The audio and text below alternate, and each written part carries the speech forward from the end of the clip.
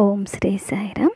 భగవాన్ శ్రీ శ్రీ శ్రీ సత్యసాయి బాబా వారి పాదార విందములకు నమస్సుమాంజలు సమర్పిస్తూ అందరికీ సాయిరామ్. డాక్టర్ జంధ్యాల సుమన్ బాబు గారు రచించిన శ్రీకృష్ణుడు శ్రీ సత్యసాయి పుస్తక పఠనం తర్వాయి భాగం.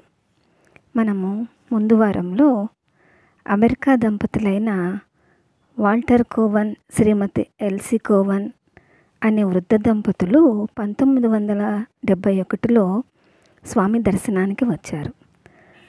ఒకసారి మద్రాసుకు వచ్చినప్పుడు 25వ తేదీ క్రిస్మస్. ఆ రోజు వాళ్ళు హోటల్లో ఉన్నారు కదా. ఆ హోటల్లో తెల్లవారుజామున క్రిస్మస్ రోజు కోవన్ గారు నేలపై నడవబోయి పడిపోతే అక్కడ ప్రక్కనే ఉన్న గదిలో ఉన్న రతన్లాల్లో ఆయన భార్య కూడా వచ్చి వాళ్ళని లేవదీసి పడుకోబెట్టి అందరికీ చూపిస్తే ప్రాణం పోయింది అని చెప్పేసి, ఆయన ప్రాణం పోయింది అని చెప్తారన్నమాట. అందరూ భయపడిపోయి అక్కడ హాస్పిటల్కి తీసుకెళ్తే అక్కడ కూడా డాక్టర్ పరీక్షించి ఆయన చనిపోయారు అని చెప్పేసి చెప్తాడనమాట. ఆ డాక్టర్ వచ్చేసి మద్రాసు జడ్జి శ్రీ దామోదరరావు గారికి స్నేహితుడు. మరి తర్వాత స్వామి ఎలా వారిని కాపాడారో తెలుసుకుందామా. శ్రీమతి ఎల్సీ కోవన్ బాబాపై అచంచలమైన విశ్వాసంతో ఉంది. ఆమె మనసంతా వైరాగ్యంతో నిండిపోయింది. ఉదయం 7 గంటలకు శ్రీమతి రతన్లాల్ని తీసుకొని భగవాన్ బాబా దగ్గరికి వెళ్ళి విషయం చెప్పింది. అప్పుడు బాబా, లేదు వాల్టర్ ఇంకా బ్రతికే ఉన్నాడు, నువ్వు హాస్పిటల్కి వెళ్ళు, నేను 10 గంటలకు అక్కడికి వస్తాను అన్నారు. ఎల్సీ కోవన్, శ్రీమతి రతన్లాల్ ఇద్దరు హాస్పిటల్కు చేరుకున్నారు. అప్పటికి వాల్టర్ను విడిచిపెట్టి వెళ్ళి 2 గంటలైంది. అప్పటికే భగవాన్ బాబా అక్కడికి వెళ్ళారు. హాస్పిటల్ గదికి వెళ్ళి చూసేసరికి వాల్టర్లో చైతన్యం కనిపించసాగింది. అదే సమయంలో బాబా భక్త బృందంలో ఉన్న డాక్టర్ హిస్లాప్ హాస్పిటల్కు వచ్చి పునర్జీవితుడైన కోవస్ని చూసి మళ్ళా బాబా దగ్గరికి వెళ్ళాడు.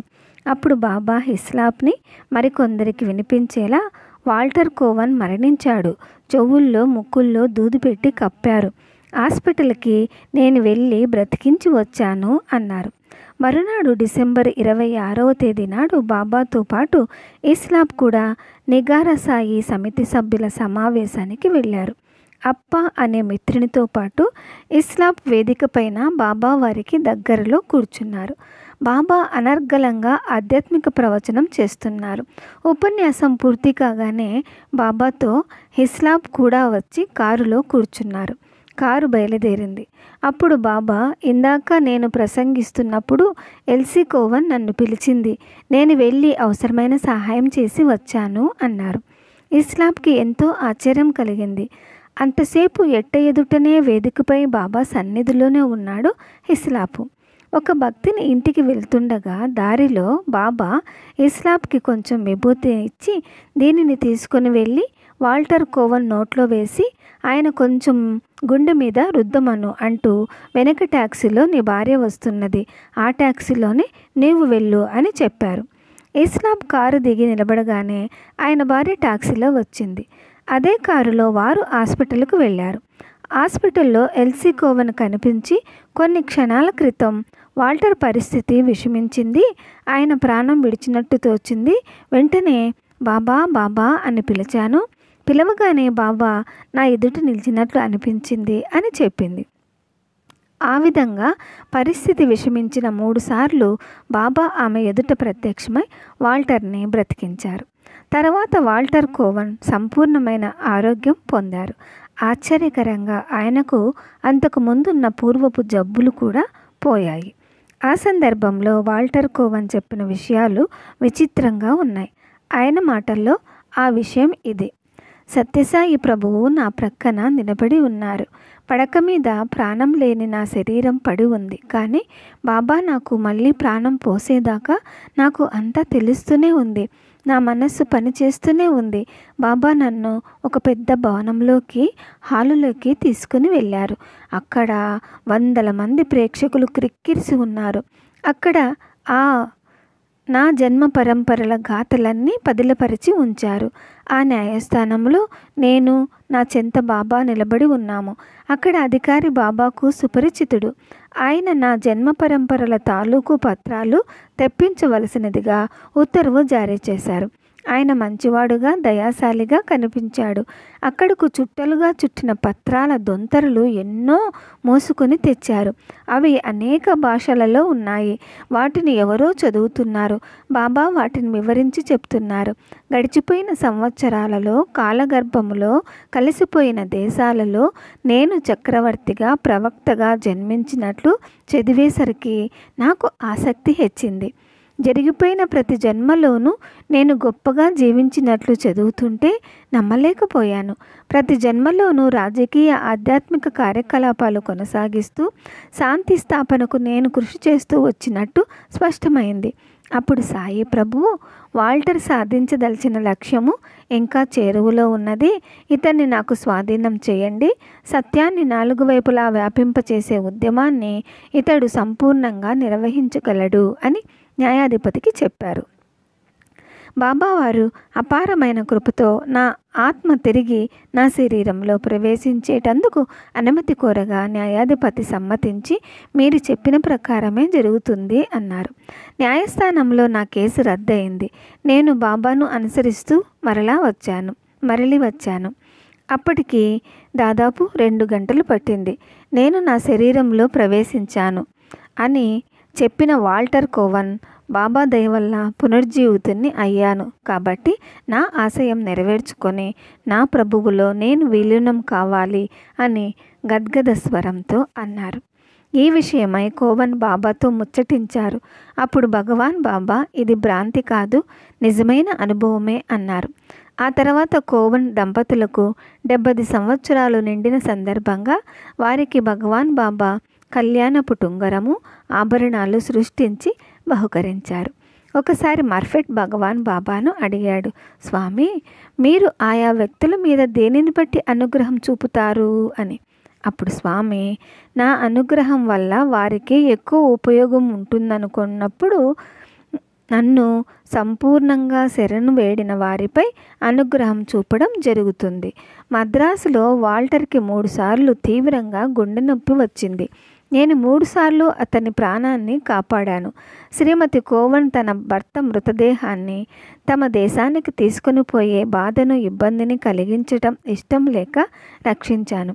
అదీగాక అమెరికా ఖండవాసులు నా సందేశాన్ని ఎంతో ఆసక్తితో, భక్తి ప్రపత్తులతో గమనిస్తున్నారు.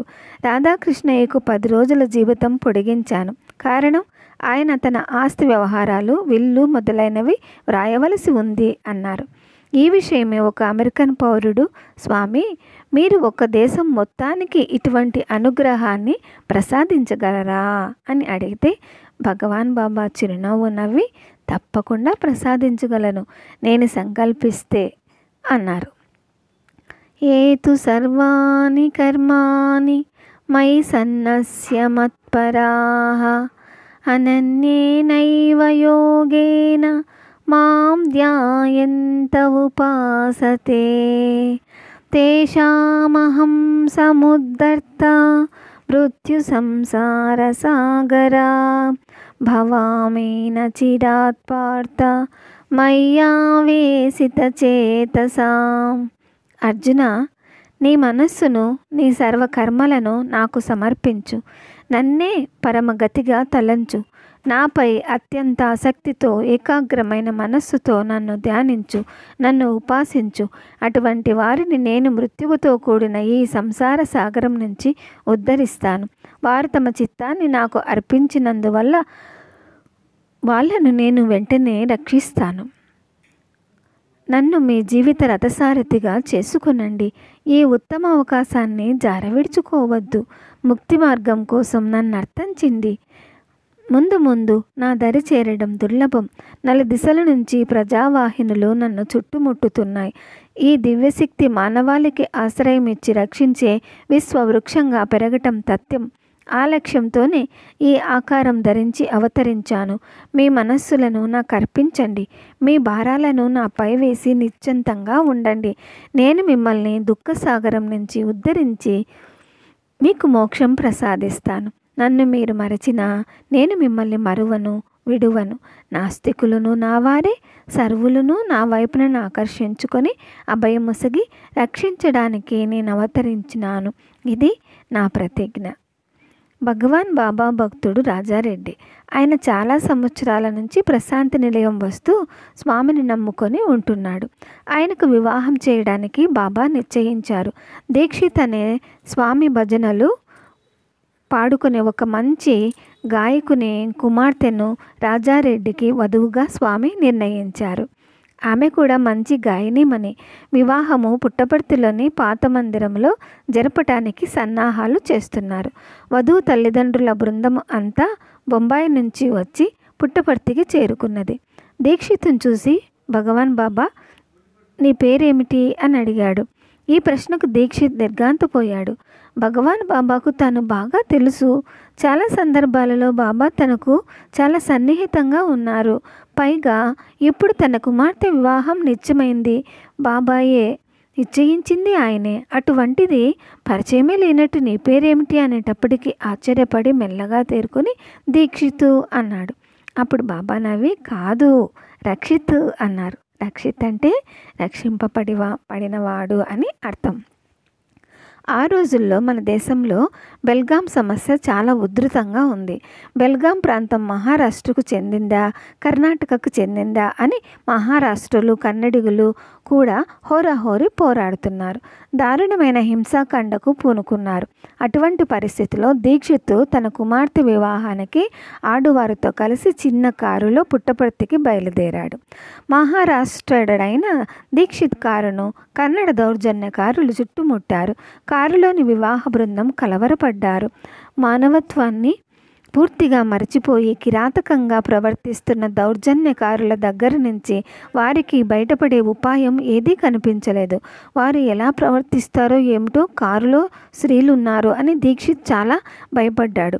అటువంటి సమయంలో ఆయనకు మెరుపులాగా ఒక ఆలోచన తోచింది. ఆయన వెంటనే వారితో, బాబు, మేము సత్యసాయి బాబా వారిని చూడటానికి వెళుతున్నాము అన్నాడు. అంతే. ఆ పేరు వినగానే వారు వెనక్కి తగ్గారు. ఆ కారు హాస్పిటల్ వెళ్ళడానికి అనుమతినిచ్చారు. పుట్టపర్తికి వెళ్ళడానికి అనుమతినిచ్చారు. అందువల్లనే స్వామి అన్నారు, నీ పేరు దీక్షిత్ కాదు, రక్షిత్ అని. కేవలం సాయినాథుని నామస్మరణే వారిని ఆ సమయంలో కాపాడింది. అమెరికాలో ఒక సన్నివేశం జరిగింది. న్యూయార్క్లో ఒక పార్కులో ఒక స్త్రీ విశ్రాంతి తీసుకుంటున్నది. సాయంత్రం సమయం దాటి చీకట్లు కమ్ముకుంటున్నాయి. ఆ పార్కులో ఆమె తప్ప ఇంకెవరూ లేరు. ఇంతలో ఒక అగంతకుడు వచ్చి ఆమె దగ్గర నిలబడ్డాడు. అమెరికా సమాజంలో కూడా సంఘ విద్రోహులు విచ్చలవిడిగా నేరాలు చేస్తూ ఇక్కడి రజాకార్లను మించిపోయి ప్రవర్తిస్తున్నారు. ఆ అగంతకుడు ఆమెను లొంగదీసుకొనటానికి ప్రయత్నించి అందుకు విఫలమైతే ఆమెను చంపడానికి నిశ్చయించుకున్నాడు. ఒక కత్తి తీసి చూపిస్తూ ఆమె దగ్గరకు వచ్చాడు. అదృష్టవశాత్తు ఆమె న్యూయార్క్ సాయి సెంటర్లో సభ్యురాలు కావటం వల్ల అక్కడ ఉన్న హిల్డా చార్ల్టన్ భక్తి తరంగాల ప్రభావం ఆమెపై పడింది. అలా ఆమెపై ఉంది. ఆ క్షణకాలంలో హఠాత్తుగా ఏర్పడిన ఆ పరిస్థితుల్లో ఏమి చేయాలో తోచక ఆమె ఒక్కసారిగా సాయిరాం సాయిరాం అని అరిచింది. ఆ పిలుపు ఎక్కడ లేని శక్తి తరంగాలను ప్రసరింపచేసింది. కత్తితో నిలబడ్డ అగంతుడికి ఒక్క క్షణం తత్రపాటు కలిగింది. ఏమిటి నువ్వు అన్నమాట? ఆ మాటకు అర్థమేమిటి అని అరుస్తూ అడిగాడు. అప్పుడు ఆమె వణికిపోతూ ఆ మాటకు అర్థం శాంతి అన్నది. ఆ మాట వినగానే ఆ దుండగుడు అక్కడి నుంచి పరిగెత్తుకుని వెళ్ళిపోయాడు. శ్రీ సత్యసాయి భగవానుని నామము అతని చెవిని పడగానే అతనిలో అకస్మాత్తుగా భయం కలిగిందా, లేక భగవాన్ బాబా ఆమెను కాపాడటానికి అక్కడ సాక్షాత్కరించారా? ఈ సందర్భంలో కేవలం నామస్మరణ చేతనే నిండు సభలో ఘోర పరాభవం పొందబోతున్న ద్రౌపదిని కృష్ణ భగవానుడు రక్షించిన విషయం మనకు గుర్తుకు వస్తుంది. టాంజానియా దేశంలో అరుషా పట్టణంలో ఆగాఖాన్ హాస్పిటల్లో డాక్టర్గా పనిచేస్తున్నారు. శ్రీ డీజే గాడియా ఆ పట్టణంలోనే 1971లో మే నెలలో జమునా దాస్ పటేల్ అనే వ్యక్తికి తీవ్రంగా గుండెపోటు వచ్చి ప్రమాద పరిస్థితికి చేరుకున్నాడు. ఆ వార్త తెలిసిన వెంటనే డాక్టర్ గాడియా అతనికి వైద్య సహాయం అందించటానికి వెంటనే బయలుదేరి వెళ్ళాడు. ఆయన వెళ్ళేటప్పటికే పటేల్కి గుండె కొట్టుకోవడం ఆగిపోయింది. అప్పుడు ఆ డాక్టర్ వెంటనే సత్యసాయి భగవానుని ప్రార్థిస్తూ తన జబ్బులో ఉన్న స్వామి విభూతిని తీసి అతని ఛాతిపై రుద్దుతూ మర్దన చేయసాగాడు. ఆశ్చర్యకరంగా ఆయన పునర్జీవితుడయ్యాడు.